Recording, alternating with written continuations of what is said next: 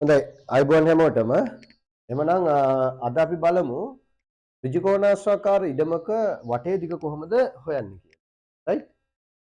එහෙමනම් ගන්නවා පුතාලට විභව්‍යතාමාන කොටසට අදාළව මෙවැනි ගණිත ගැටලුවට මුහුණ දෙන්න වෙනවා. අපි කලින් වතා ඉගෙන ගත්තා සමචතුරස්‍රාකාර ඉඩමක කොහොමද වටේ දිග හොයන්නේ කියලා.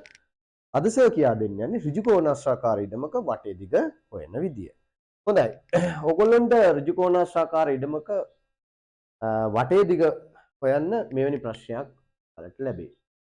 උදාහරණයක් විදිහට ඍජුකෝණාශ්‍රාකාර ඉඩමක පළල දීලා තියෙනවා මීටර 8ක්. එහි දිග මීටර 12යි. නම් මේ ඉඩමේ වටේ දිග අපෙන් අහයි. ඒතර පුතේ ඔයාලා කරන්න ඕන එක දෙයයි ඉඩමක් ඇඳගමු. චූටිවට ඍජුකෝණාශ්‍රාකාර ඉඩමක් අපි ඇඳ ගන්නවා. ඍජුකෝණාශ්‍රාකාර හැඩයක් ඇඳගන්න. රයිට්? එමනම් මේ තමයි දිග. මේ තමයි පළල. එහෙනම් දිග පැති දෙකයි පළල පැති දෙකයි. හැබැයි මේකේ නීතිය මොකද්ද? සම්මුඛ පාද සමානයි. සම්මුඛ මූණත් මෙතන සමානාගයක් පෙන්වනවා. හොඳයි. එහෙනම් අපි බලමු මෙහි දිග දීලා තියෙන 12. එහෙමනම් අපි කරන්නේ දිග පැත්ත මේ පාදේ 12යි නම් මේ පාදෙත් 12යි. එහෙනම් මේ පැත්ත 8යි නම් ඊට සම්මුඛ පැත්තත් කීයද? සමාන වෙනවා. එහෙනම් මේ පැති දෙකත් 8යි 8යි. හැබැයි මතක තියාගන්න දැන් මෙවැනි වෙලාවක ඔයාලා දිග පැති වල එකතුව වෙනම ගන්න ඕන. පළල පැති වල එකතුව වෙනම ගන්න. එතකොට දේශීව.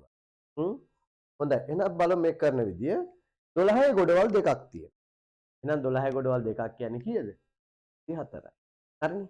ඊට පස්සේ 8 ගොඩවල් දෙකක්. ඒ කියන්නේ පළල පැති දෙක. එහෙනම් 8යි 8යි කීයද? 16යි.